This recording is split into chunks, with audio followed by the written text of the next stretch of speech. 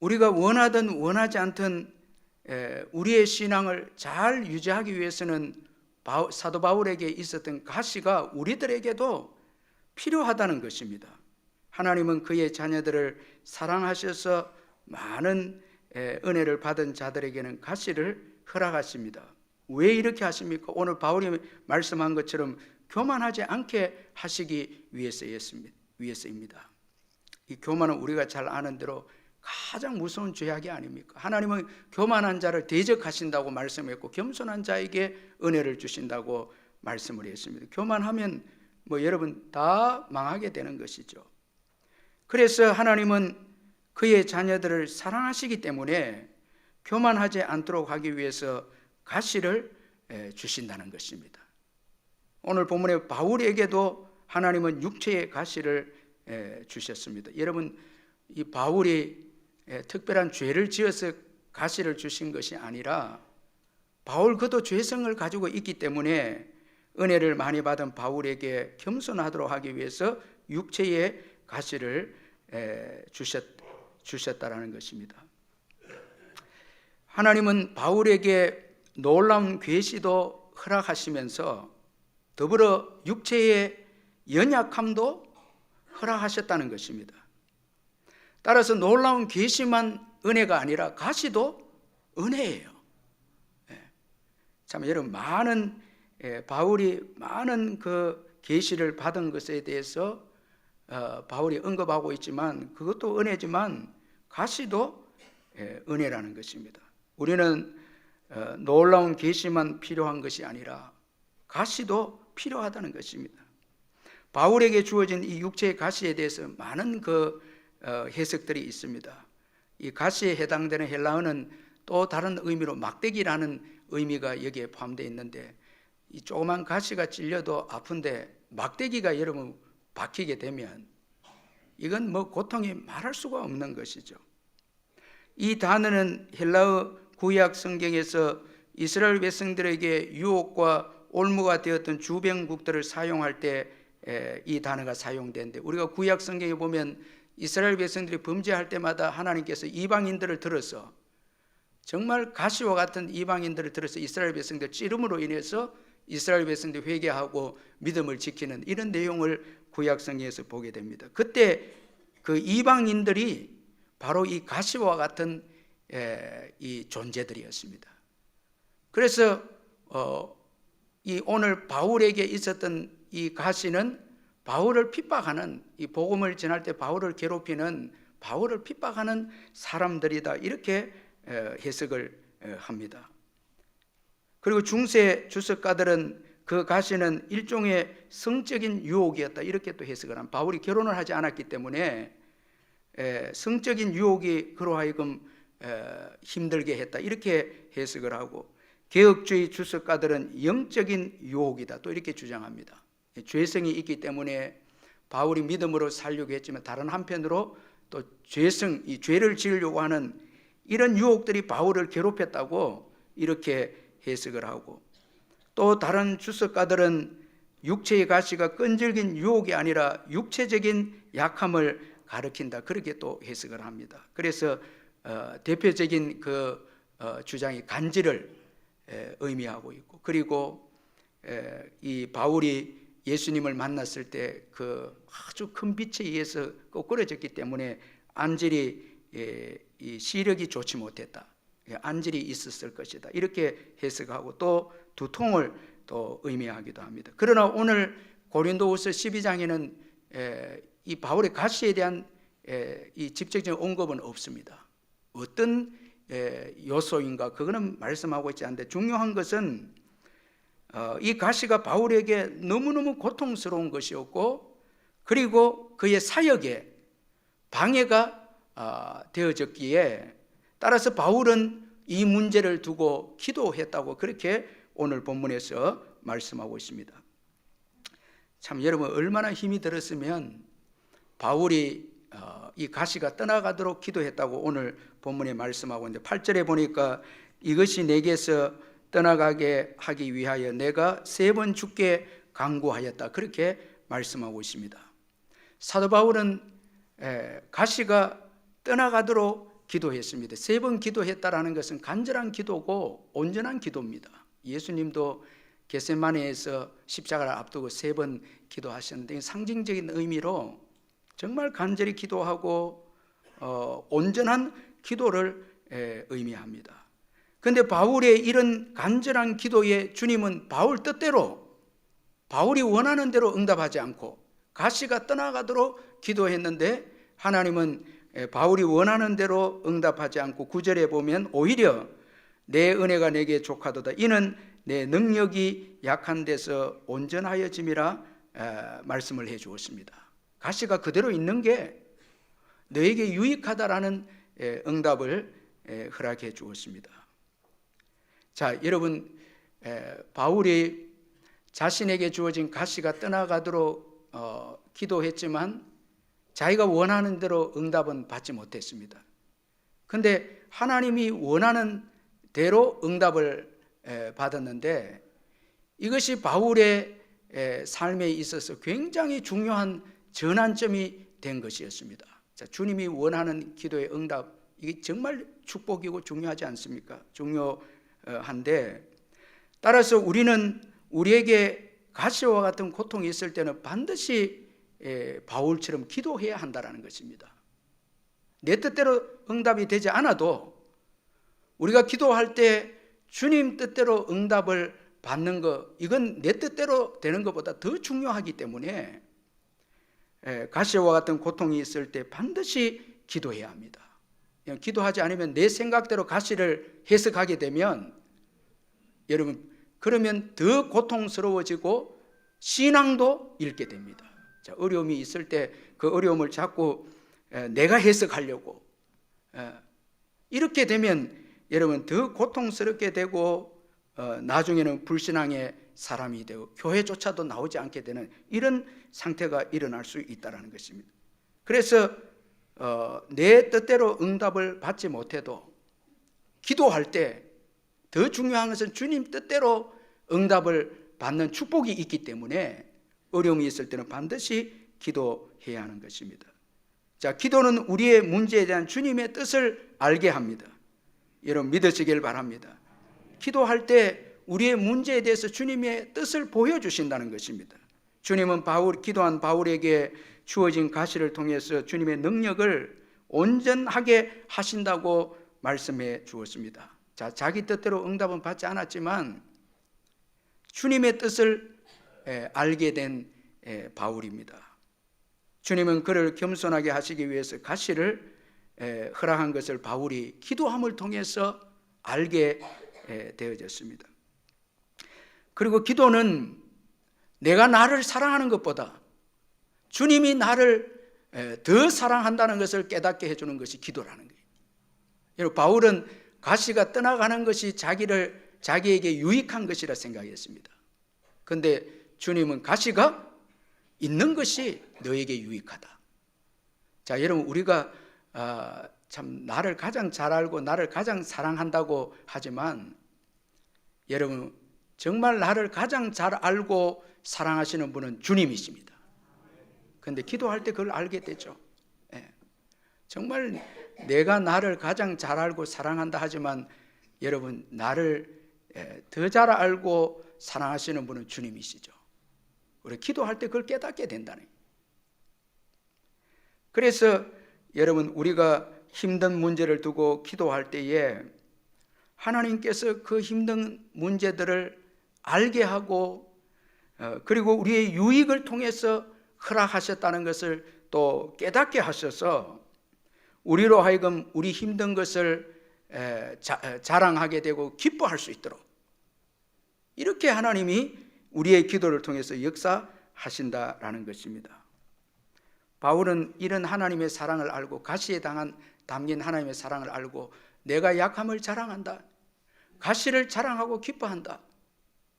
여러분 이 얼마나 성숙되고 높은 차원의 신앙의 고백 아닙니까?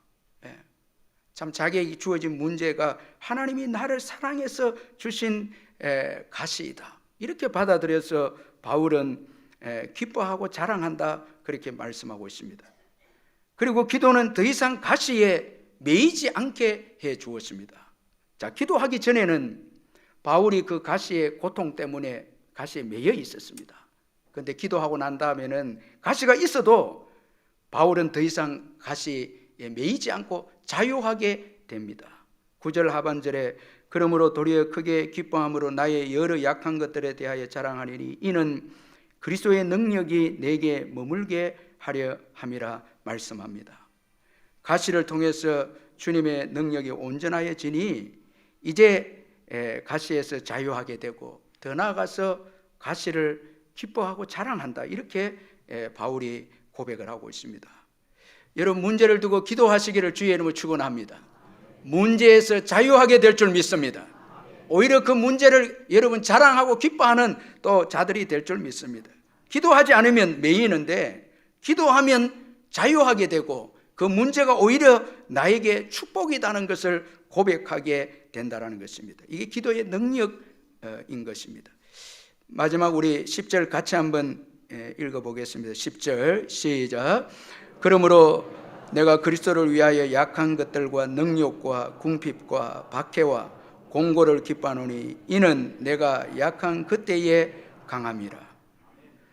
바울은 기도를 통해서 자기에게 주어진 가시에 놀라운 영적인 교훈이 담겨 있고 하나님의 사랑이 담겨 있는 것을 깨닫고 10절에 와서 놀랍게 고백하기를, 그러므로 내가 그리스도를 위하여 약한 것들과 능욕과 궁핍과 박해와 공고를 기뻐하노니 이는 내가 약한 그때의 강함이라, 그렇게 말씀을 합니다. 참 이건 놀라운 여러분 고백입니다. 이 세상은 이런 고백을 할 수 없죠.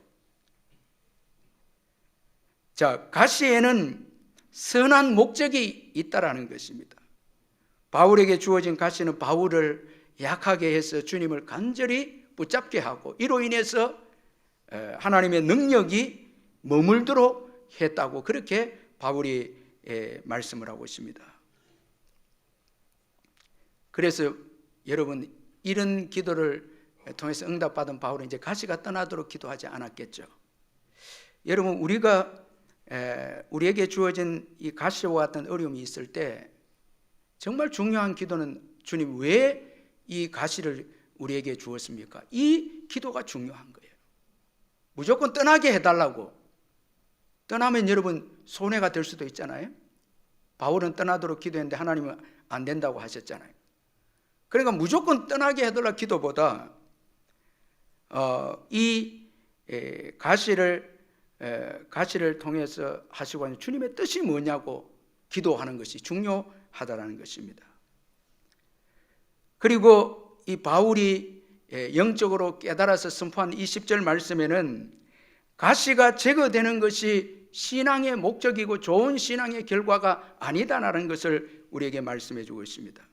여러분, 우리가 신앙생활 할 때에 조심해야 될 게 뭔가 하면 아무 문제가 없는 것이 신앙이 좋다라는 것입니다. 이것도 목적이 되면 안 됩니다.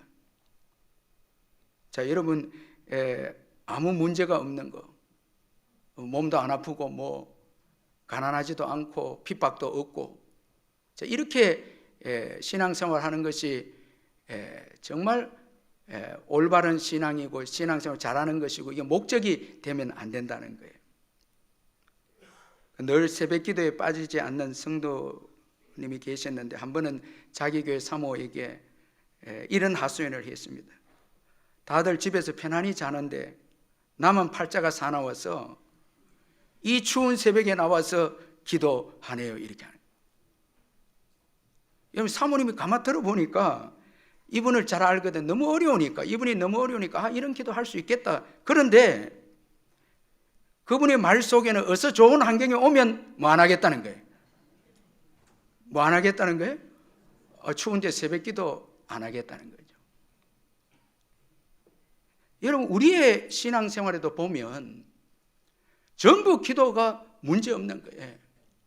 건강하고 물질에 부여하고 핍박이 없고, 이게 신앙이 좋은 신앙이고 그 사람이 좋은 신앙이고 목적으로 또 생각합니다. 그런데 오늘 이 본문에서는 그렇지 않습니다.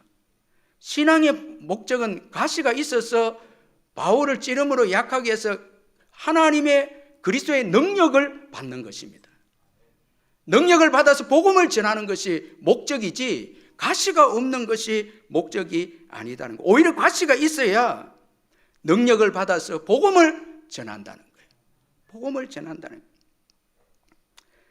자, 이런 점에서 바울이 성숙한데, 사실 바울은 오늘 이 가시를 없애달라는 것을 여러분 자기 건강이 목적이 아닙니다.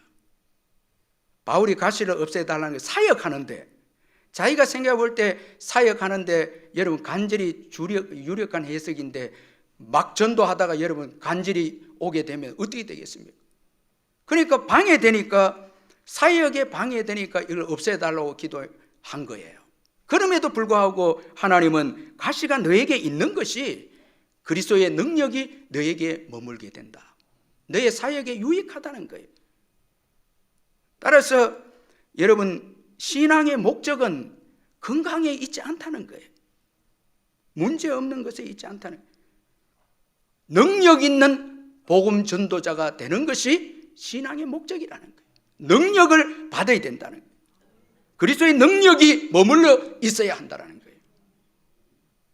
결론적으로 이 10절은 약함이 우리에게 진정한 복이라고 결론적으로 말씀하고 있습니다. 그래서 9절 하반절에 이는 내 능력이 약한 데서 온전하여짐이라 말씀하고 있습니다.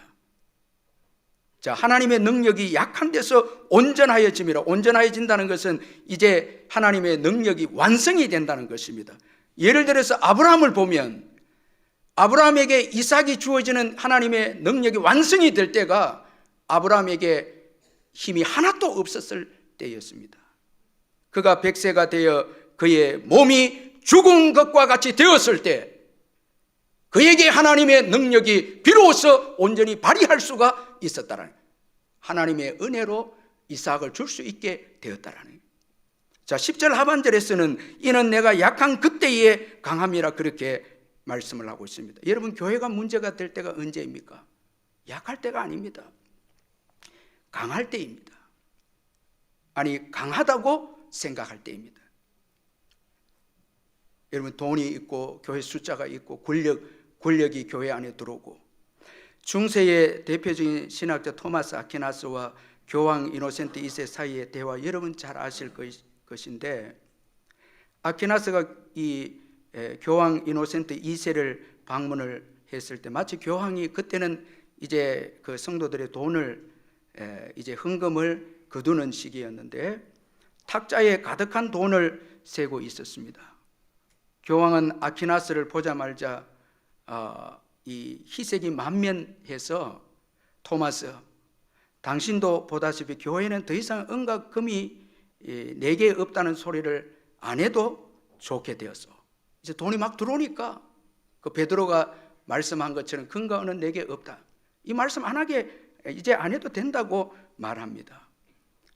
그래서 아퀴나스는 교황님 사실입니다. 그러나 이제 교회가 나사렛 이름으로, 예수의 이름으로 일어나 걸어라 하는 명령은 할 수 없게 되었습니다. 자, 여러분, 오늘날 여러분, 저와 여러분이 나사렛 예수 그리스도의 이름으로 일어나 걸어라 말씀할 수 있습니까? 여러분, 많은 은혜를 받았기 때문에 자만하면 안 됩니다. 자꾸 나를 드러내서도 안 됩니다. 내가 높임을 받기를 즐겨서도 안 됩니다. 자꾸 내가 드러나기 시작하면 이건 가장 위험할 때입니다. 그러나 나는 보잘것없는 죄인이고 주님의 은혜를 주지 않으면 살아갈 수 없다는 약함이 있을 때 가장 여러분 복된 마음의 상태인 것입니다. 그래서 기도하고 싶고 여러분 지금 기도하고 싶은 마음이 없고 말씀 읽고 싶은 마음이 없으면 최고 지금 위험한 때입니다. 여러분, 세상에 도취되고 쓸데없는 것에 도취가 되면 안 됩니다. 그러다가 다 여러분 무너져 버리는 거예요. 정말 주님의 은혜가 없이는 살 수 없다고. 그래서 여러분, 오늘 저와 여러분 예배의 자리에 왔잖아요. 아멘. 여러분 귀한 분들, 우리 옆에 분들 정말 당신은 귀합니다. 여러분 예배하는 당신은 귀합니다. 한번 그래 인사해 보세요. 너무너무 귀하잖아요. 예.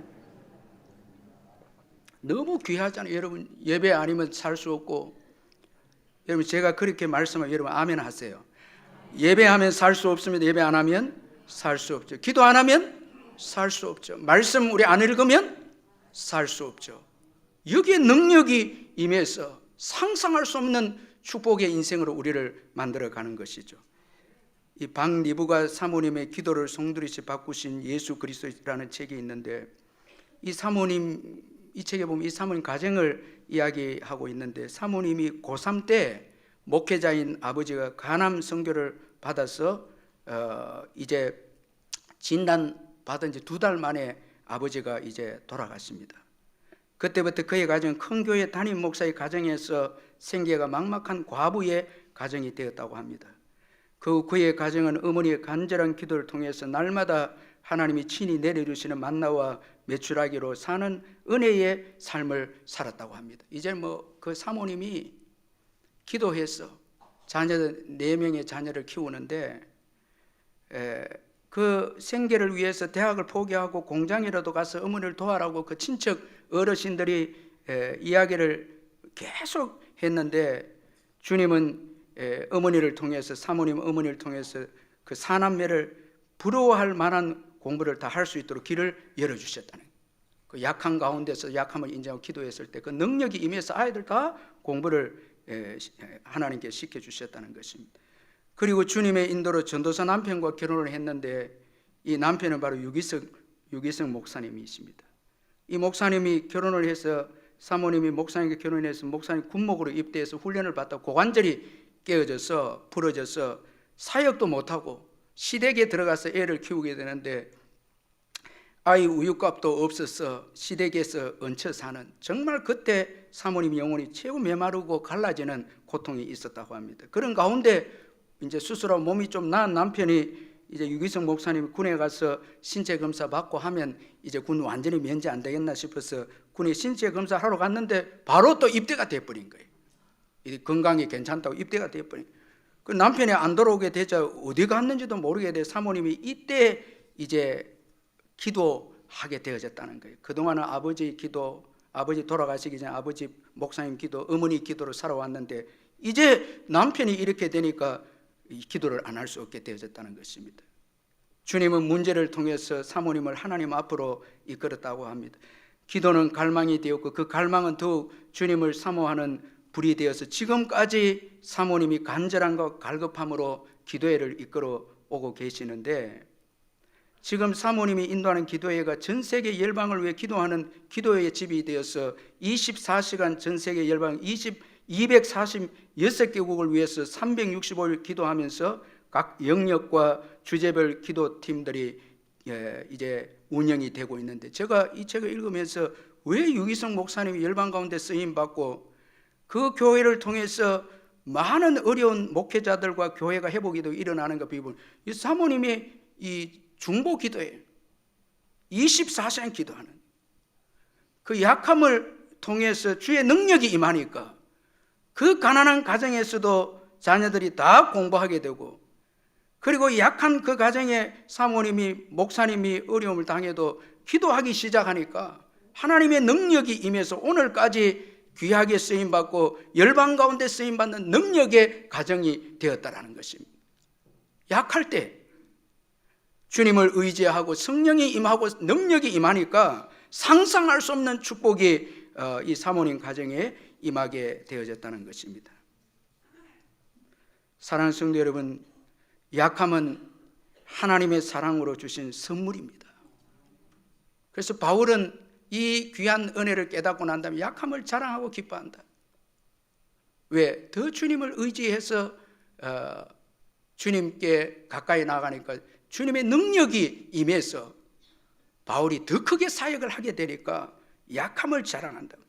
궁핍을 자랑하고 공고를 자랑하고 약함을 자랑한다. 이렇게 바울이 말씀을 하고 있습니다. 여러분, 강함을 자랑하면 안 됩니다. 그거는 반드시 깨어집니다. 여러분, 저와 여러분 아무것도 없는데 여러분 있는 것처럼 자랑하면 안 됩니다. 우리 약함을 자랑해서 예수만 붙잡아야 될 줄 믿습니다. 그때 예수의 능력이 우리에게 임해서 끝까지 쓰임받는, 여러분 상상할 수 없이 쓰임받는 역사가 앞으로 일어날 것입니다.